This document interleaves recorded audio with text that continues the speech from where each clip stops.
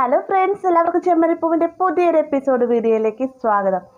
അപ്പോൾ നമ്മുടെ ശരത്ത് മൂലം രേവതിയും സച്ചിയും വഴക്കിട്ടിരിക്കുകയാണല്ലേ. ചെറിയൊരു പിണക്കമാണ് ഇവർക്കിടയിലെങ്കിലും അതൊരു വലിയ പിണക്കമാവാനുള്ള സാധ്യതയും കാണുന്നുണ്ട്. അതേ രീതിക്കാണ് രണ്ടുപേരും തമ്മിലുള്ള പെരുമാറ്റം. സച്ചിയാണെങ്കിൽ ഒരു കാര്യമായിട്ട് തുറന്നു പറയുന്നതുമില്ല. അപ്പോൾ നമ്മുടെ രേവതിയും സച്ചി നൈറ്റ് ഉറങ്ങാൻ കിടക്കുന്ന സമയത്ത് നേർക്ക് വരുമ്പോഴത്തേക്കും പരസ്പരം നോക്കുന്നുണ്ടെങ്കിലും രണ്ടുപേരും തന്നെ ഒരു കാര്യവും സംസാരിക്കുന്നില്ല അല്ലേ. രേവതിയാണ് നല്ല പിണക്കത്തിലാണ്. രേവതി നേരെ ഹാളിലേക്ക് വന്ന് പായ വിരിച്ചിട്ടിട്ട് അപ്പം തന്നെ കടന്നുറങ്ങുന്നുണ്ട്. എന്നാൽ നമ്മുടെ സച്ചി ആവട്ടെ ടെറസിൻ്റെ മുകളിൽ പായ വിരിച്ചെന്നല്ലാതെ കടക്കാൻ പറ്റുന്നില്ല സച്ചി.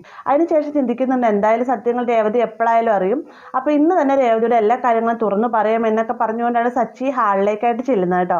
എന്നാൽ അവിടെ കാണുന്നതെന്ന് വെച്ചാൽ നമ്മുടെ രേവതി നല്ല മയക്കത്തിലായിരിക്കും. ഈ ഒരു കാഴ്ച കാണുമ്പോഴത്തേക്കും സച്ചി ചിന്തിക്കും, അവൾ ശാന്തമായി തന്നെ നല്ല രീതിയിൽ തന്നെ ഉറങ്ങിയാണ്. ഇപ്പോൾ വിളിച്ചുണർത്തി ഞാനൊരു കാര്യം പറഞ്ഞു കഴിഞ്ഞാൽ അവളുടെ സ്വസ്ഥത ഇല്ലാതാക്കുന്നത് എന്തിനാ, ഈ രഹസ്യം എൻ്റെ ഉള്ളിൽ തന്നെ ഇരുന്നോട്ടെ എന്നൊക്കെ ചിന്തിച്ചുകൊണ്ട് രേവതിയെ ഇങ്ങനെ തലയിൽ ഇങ്ങനെ പതുക്കെ തലോടി കൊടുക്കുകയാണ് സച്ചി. വേഗം തന്നെ രേവതി ചാടി എഴുന്നേൽക്കുന്ന സമയത്ത് സച്ചി, ഞാൻ കുറച്ച് വെള്ളം കുടിക്കാനായിട്ട് വന്നത്, വെള്ളം എന്തിയെന്ന് വെച്ചുകൊണ്ട് രേവതിയുടെ തലക്കെപ്പാകത്തിരിക്കുന്ന വെള്ളം കുപ്പിയിൽ വെള്ളം എടുത്ത് കുടിച്ചിട്ട് സച്ചി അവിടെ നിന്ന് പോവുകയാണ്. എന്നാൽ രേവതിക്ക് കാര്യം മനസ്സിലായിട്ട് സച്ചിയേട്ടൻ താനില്ലാതെ ഒരു സമയം പോലും സച്ചിക്ക് പറ്റില്ല എന്നുള്ള കാര്യം രേവതിക്ക് അറിയാവുന്നതുകൊണ്ട് തന്നെ രേവതി ഒന്ന് ചിന്തിക്കുകയാണ്, സച്ചിയേട്ടൻ ഞാൻ വന്നു എന്നാൽ പിന്നെ ഒന്ന് ക്ഷമ പറഞ്ഞിരുന്നെങ്കിൽ, അവനോട് ഞാൻ തെറ്റിയത് അറിയാതെ പറ്റിയതാണെന്നൊന്ന് പറഞ്ഞിരുന്നെങ്കിൽ ഈ ഒരു പ്രശ്നമൊന്നും ഉണ്ടാവില്ലായിരുന്നല്ലോ. എന്തായാലും ഇനി എന്നോട് വന്ന് മിണ്ടട്ടെ, ഞാനായിട്ട് മിണ്ടാൻ നിൽക്കുന്നില്ല എന്നൊക്കെ പറഞ്ഞുകൊണ്ട് രേവതി ഇങ്ങനെ ചിന്തിച്ചു കൂട്ടുകയാണ് കേട്ടോ. പിന്നീട് കാണിക്കുന്ന നേരം പുലരുന്ന സമയത്ത് ആന്റണി ഗുണ്ടകളെയും കൂട്ടിക്കൊണ്ട് കാർ സ്റ്റാൻഡിലേക്ക് വരികയാണ്.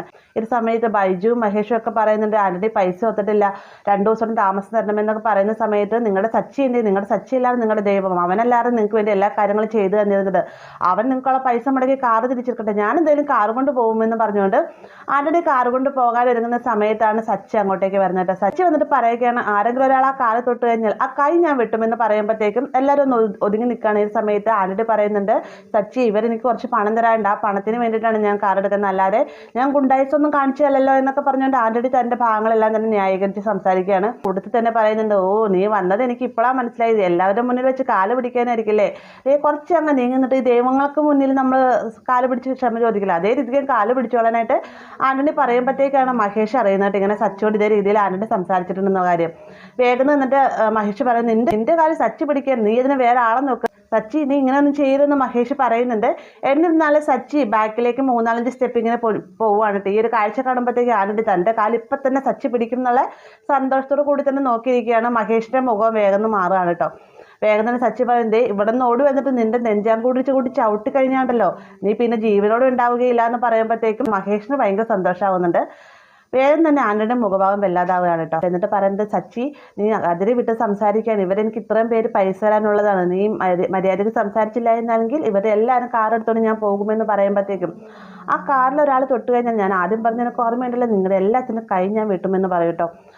അതിനുശേഷം സച്ചി ആന്റണിയുടെ നേർക്ക് നിന്നിട്ട് അവിടെയുള്ള എത്ര പേരുണ്ട് അവരുടെ എല്ലാം തന്നെ പണം സച്ചി ഏട്ടന് കൊടുക്കാണ്ട്. ഈ ഒരു സമയത്ത് മഹേഷിനോടായിട്ട് പറയുന്നുണ്ട്, മഹേഷ് എല്ലാം വീഡിയോയിൽ പകർത്തിക്കൊള്ളണം, ഇവനൊന്നും വിശ്വസിക്കാൻ പറ്റുകയില്ല എന്നൊക്കെ പറഞ്ഞ് മഹേഷ് ഈ വീഡിയോയിൽ ഇങ്ങനെ റെക്കോർഡും ചെയ്യുന്നുണ്ട് കേട്ടോ. അങ്ങനെ നമ്മുടെ ബൈജുവിൻ്റെയും മഹേഷിൻ്റെ അശോകൻ അങ്ങനെ എല്ലാവരുടെയും കടങ്ങൾ നമ്മുടെ സച്ചി ഏട്ടന് വീട്ടിൽ കൊടുക്കാൻ കേട്ടോ. അവസാനം മഹേഷ് പണം കൊടുക്കാൻ നേരത്തെ പറയുന്നുണ്ട്, ആന്റണി ഇതേ ഇപ്പം നീയുമായിട്ടുള്ള എല്ലാ ഇടപാടും ഞങ്ങളുടെ ഇവിടെ എല്ലാവരും തീർന്നു, ഇനി മേലിൽ ഈ കാസ്റ്റാൻഡിൽ നീ കാലെടുത്ത് കുത്തിയാൽ എന്നൊക്കെ നല്ല സൂപ്പർ ഡയലോഗ് മഹേഷ് പറയുന്നത്. കൂട്ടത്തിൽ തന്നെ സച്ചി പറയുകയാണ്, പാവം ഒരു ചെറുക്കനെ നിന്റെ കൂട്ടത്തിൽ കൂട്ടി നീ വഴി തെറ്റിക്കല്ലേ, ആ ഒരു കൂട്ടുകെട്ട് നിർത്തിക്കോളം നിന്നോട് ഞാൻ പറഞ്ഞു, അവനോട് ഞാൻ പറഞ്ഞു, പക്ഷെ അവൻ മാറുമെന്ന് തോന്നില്ല, നീ കണ്ടോ, ഇനി അവനെ ചീത്ത വഴിയിലേക്കാണ് നീ കൊണ്ടുപോകുന്നെങ്കിൽ നീ ഇതേ രീതിയിൽ നടക്കില്ല ആന്റണി എന്നൊക്കെ പറഞ്ഞ് നമ്മുടെ സച്ചി ഭീഷണിപ്പെടുത്തുന്നുണ്ട്. അപ്പോൾ ആന്റണി മൊത്തത്തിൽ നാണം കെട്ടിട്ടാണ് അവിടെ നിന്ന് പോകുന്നത്. ആന്റണി പോയതിനു ശേഷം മഹേഷും കൂട്ടരും ചോദിക്കുന്നുണ്ട്, സച്ചി നിനക്ക് എവിടെ നിന്ന് ഇത്രയും തുക, എങ്ങനെ വന്നാലും ഒരു 4 ലക്ഷം രൂപയുടെ അടുത്ത് ഉണ്ടാവുമല്ലോ എന്നൊക്കെ ചോദിക്കുന്ന സമയത്ത് അതൊന്നും നിങ്ങൾ അറിയണ്ട എന്ന് പറയാണ്. എന്നിരുന്നാലും മഹേഷ് ചോദിക്കുകയാണ്, സച്ചി നിന്റെ കാർ എവിടെയെന്ന് ചോദിക്കുന്ന സമയത്ത്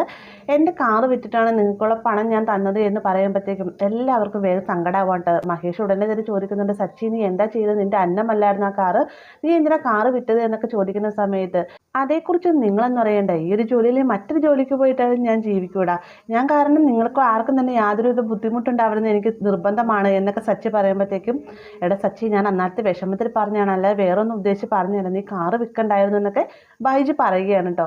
എന്ന് ഞാൻ സച്ചി പറയുന്നുണ്ട്, സച്ചി കാറ് നഷ്ടപ്പെട്ടെങ്കിലും തൻ്റെ സങ്കടങ്ങളെല്ലാം ഉള്ളിലൊതുക്കിക്കൊണ്ടാണ് അവിടെ നിന്ന് പോകുന്നത്. ഈ ഒരു കാഴ്ച കണ്ടുകൊണ്ട് ആകെ സങ്കടപ്പെട്ട് നിൽക്കുകയാണ് മഹേഷും ബൈജുവും എല്ലാം തന്നെ.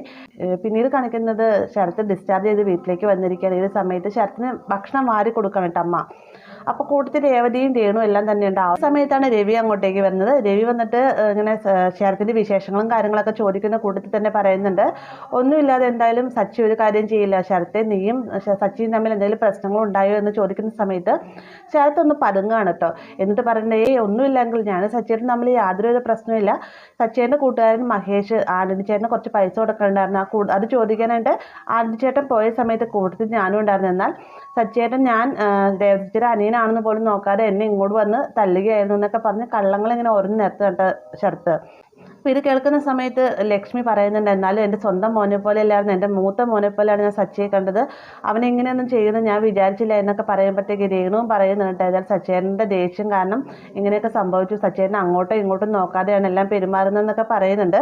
അന്നേരം രവി പറയുന്നുണ്ട്, എന്തായാലും തെറ്റ് ചെയ്ത് സച്ചി ആരെയും തന്നെ ഉപദ്രവിക്കില്ല, എന്തോ ഒരു പ്രശ്നം ഇതിനിടയ്ക്ക് ഉണ്ടായിട്ടുണ്ടെന്നൊക്കെ പറഞ്ഞുകൊണ്ട് രവി പറയുമ്പോഴത്തേക്ക് ശരത്തിൻ്റെ മുഖം ഒന്ന് മാറാണ്.